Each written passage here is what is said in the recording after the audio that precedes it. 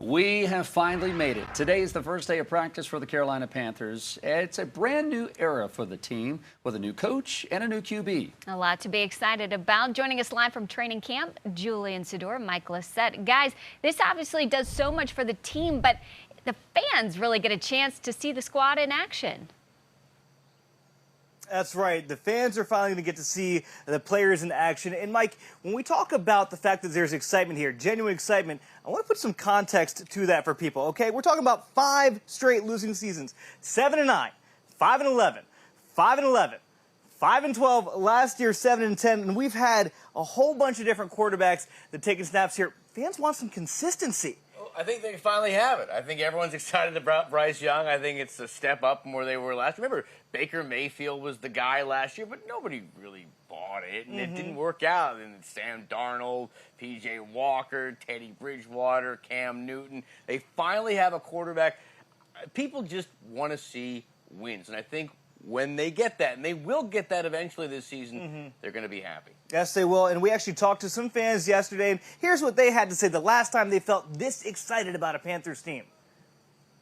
Gosh, probably years. I mean, I feel like there was a good point where the Panthers were pretty good, and then and then we've had some ups and downs since then, and Cam Newton, and then now we're here with a new quarterback, and I'm hoping that that'll kind of rejuvenate us.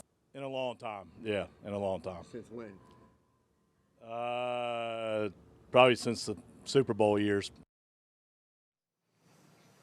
So I had to go back in the database here, and we talk about guys like Teddy Bridgewater, Kyle Allen. I mean, we also had guys like Taylor Heineke take snaps, Will Greer take snaps. I mean, you're saying finally, though, it feels like we've turned a chapter. Well, we hope. I mean, that's, again, Bryce Young is a rookie, and he is undersized, and there are questions about him. And I think the good thing is I think he's got a coach here that understands the situation that he's in. He's a fellow quarterback himself, and Frank Reich. I think you have certain coaches that if a guy struggles, they're going to pull the trigger on him really quickly, get him out of the game. I'm not really sure if you're going to see that here. I think once Frank Reich decides that, hey, Bryce Young is ready to go, he's going to be out there. And there will be some growing pains. And I think with fans, I mean, the temperament is always very volatile. I think everyone just kind of has to be patient and accept the fact that he's a rookie.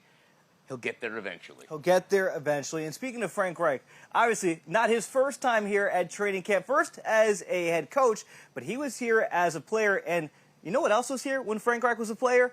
A place that's been in Spartanburg for years and years and years. We're talking about the Beak Inn Drive-In. All right, this is a staple here in Spartanburg.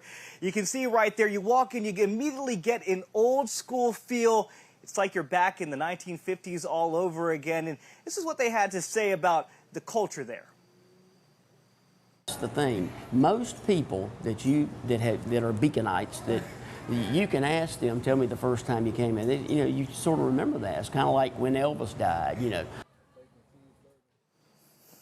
Look, and here's a great thing. As we're sitting down doing the interview with the guy who calls out the orders, all right, we had a guy walk in the suit, must have been like 75 years old, and he says, you know what? He was here when I was at Wofford, and he was just stopping in the area. It's a place where people come back. When Elvis was at Wofford. When this guy was at Wofford, the same people behind the counter were there. Sorry, and it's one of those places where when you stop in Spartanburg, you stop by the Beacon. So a lot of tradition there, a lot of stuff to talk about, Mike. There are a lot of little gems around town. I went to a place like the other day called Andrew's Atomic Dogs, and if you look online, it's got like 5 stars. And it was the most amount of chili I've ever had on a hot dog. Not necessarily the greatest thing for a warm, hot summer day, but it did hit the spot.